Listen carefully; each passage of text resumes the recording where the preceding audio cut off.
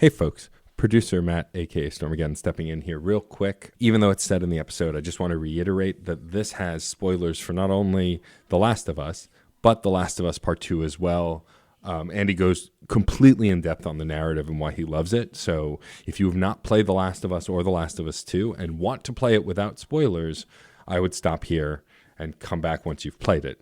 If you're not concerned about spoilers either because you've played the game or because you just don't care about spoilers, then please enjoy this incredible episode with Andy, aka Blackamura. Welcome to Fun and Games Side Quests. Every episode is a different host sharing a video game they love and why they love it. Hello everyone, my name is Andy, aka Blackamura, and if you are not familiar with my work, I am a co-founder and director of Streamcast, a gaming platform by black gamers for black gamers. We discuss many gaming topics on our podcast, available wherever you consume your podcasts, play through different games on our Twitch, Streamcast TV, write blog posts on our website, thestreamcast.co.uk, and deliver content on our YouTube, youtube.com/streamcast. Today I am here to talk about The Last of Us Part 2. First things first, I'm issuing a spoiler warning. For me, this is a game that can be played without playing the first game, but I would definitely recommend you to play the first before you play this one. Now, I'm aware of all the controversy regarding this game, and a lot of it is deserved, but this is honestly one of the best games I've ever played. Easily top 5. I'm going to start with the elephant in the room, Joel's death. A move that split the fan base straight away. I understand the outcry and sour atmosphere this decision caused. I 100% believe this was the right decision. Too often in games and stories in general, we like comfort. We like the good guys to live forever and ever, but that's just it. Joel isn't a good guy. The entire first game we play as Joel and kill everyone who dared put their hands on us or Ellie. Joel committed a large number of sins throughout the first game, and one of those came back to whack him in the head. I think this is one of the best games ever because it's so human. Everybody makes mistakes, and for better or worse, we have to live with our errors. Enter Abby Anderson. The first time we see her, she's caving in Joel's skull. Immediately, we're filled with rage and thoughts of revenge. Ellie's anger is totally justified at the beginning of the game, but you slowly see that the game's narrative warps both Ellie and Abby. Ellie becomes more obsessive and violent. It's clear that nothing else or no one else matters. Her life has become all about Abby. On the other hand, Abby is framed as a caring person, someone who is trying to get on with her life as a prominent member of the WLF. She cares about her friend Manny, clearly cares for her ex-lover Owen, and cares about the menial stuff such as crops growing. For me, there were a couple of moments that made me switch from being on Ellie's side to being on Abby's side. Remember the end of The Last of Us? Remember charging into the hospital as Joel, cleaning a house, killing every single miserable soul in that building where they were going to split open Ellie's head? Well, one of those people you kill as Joel, the head surgeon no less, was the father of Abby Anderson. Ellie is mirroring Abby's actions here, justified to some, of course, but let's understand that Abby murdering Joel wasn't in cold blood. In my eyes, Ellie was justified to hunt Abby down, but Abby was also justified in killing Joel, even Steven so far. The second thing that put me over the edge to the Abby fan club was that she let Ellie go. Over and over again. It would have been so easy for Abby to kill Ellie off. Hell, it's not like the other members in the room didn't try. But Abby wasn't concerned with Ellie. She got what she wanted. Or so she thought. Revenge did not bring her peace. It did not make her feel whole again. It did not bring her father back. If you've ever scoffed at hearing an eye for an eye makes the whole world blind, I implore you to play this game. This game shows the ugly side of revenge. In real life, you don't get revenge for every bad thing that happens to you, and I appreciate the efforts this game took in trying to emulate real lives. Eddie gets another meeting with Abby. Tommy and Jesse paid for that one. For me, this was the natural climax of the story. These two women in another life could have been friends. They were similar enough with sad pasts, and this was the fated showdown this game was building up to. Ellie, using her mastery of weapons and stealth, battled Abby, a highly physical fighter with a lot of discipline and patience. Abby gets the better of Ellie, and it feels like this is it. Ellie's partner, Dina, gets involved and is about to pay for that with her life. But a look from someone stops Abby from becoming as sad as Ellie. Lev. The single greatest thing to happen to Abby in the whole game. Abby gets captured by Seraphites, a cult-like faction of people who communicate via whistling and worship a woman known as the Prophet.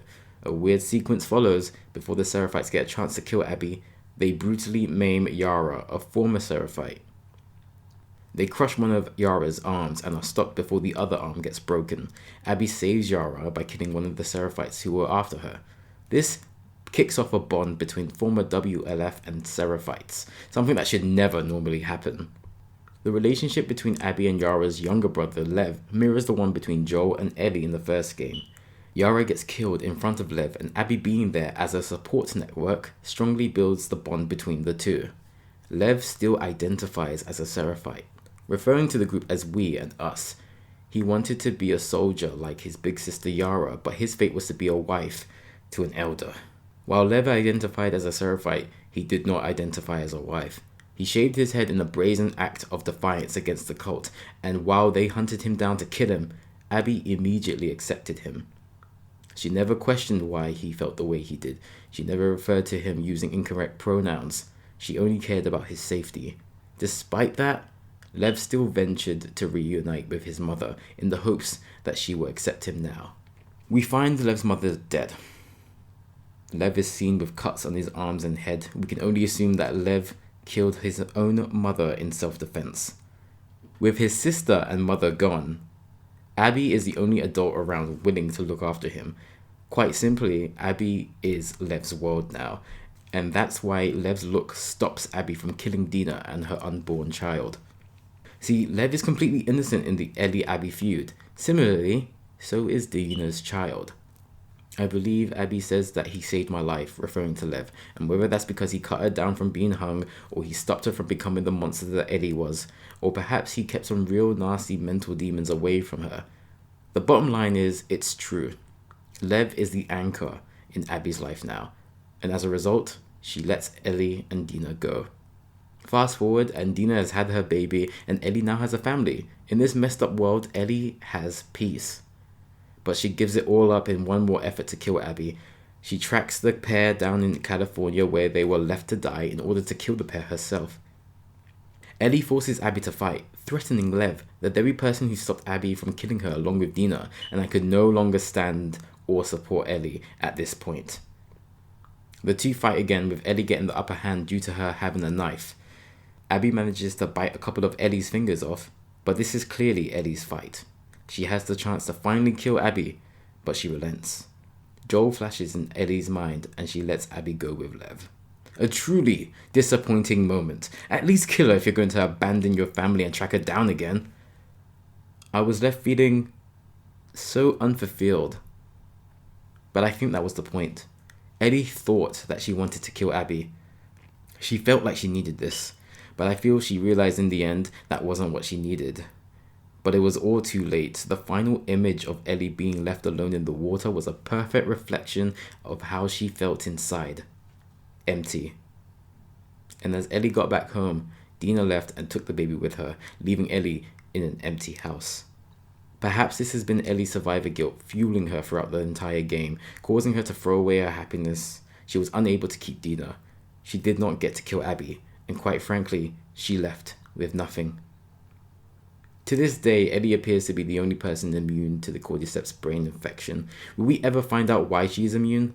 She believes she should have died in the building with the surgeons, and in some ways, she's right. But would she have been happy to die? Perhaps. Would a cure have been developed?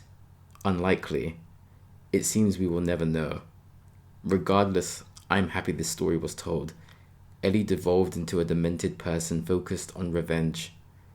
Abby found someone worth living for. Joel wanted to kill Ellie originally. Became the reason that Ellie survives for as long as she did, much to her chagrin, and dies because of her when you really think about it. This game isn't black and white, it's shades of grey. We're all a villain in someone's story, and I appreciate this game for telling this one. If you liked that, make sure to follow us on Twitter, Instagram, and TikTok on streamcast_ for more cool gaming stuff. The Last of Us 2 is a game that didn't make me feel happy, but I'm happy it was made. If that makes any sense. I hope you have a game that makes you happy. And if you don't, I'm sure you'll find that game soon. I want to say a huge thank you to Stormageddon for this opportunity. I really appreciate it. Take care, everyone, and happy gaming. Hey there, Screen Beans. Have you heard about Screen Snark? Rachel, this is an ad break. They aren't screen beans until they listen to the show. Fine. Potential Screen Beans. You like movies and TV shows, right? I mean, who doesn't? Screen Snark is a casual conversation about the movies and television shows that are shaping us as we live our everyday lives. That's right, Matt. We have a chat with at least one incredible guest every episode, hailing from all walks. We've interviewed chefs, Writers, costumers, musicians, yoga teachers, comedians, burlesque dancers, folks in the film and TV industry. and more. We'd be delighted for you to join us every other Monday on the Certain POV Podcast Network. Or wherever you get your podcasts, fresh and tasty off the presses. What? That's not. Can I call them Screen Beans now? Fine. Screen Beans. So tune in and we'll see you at the movies or on a couch somewhere. 'Cause you're all Screen Beans now. CPOV. CertainPOV.com.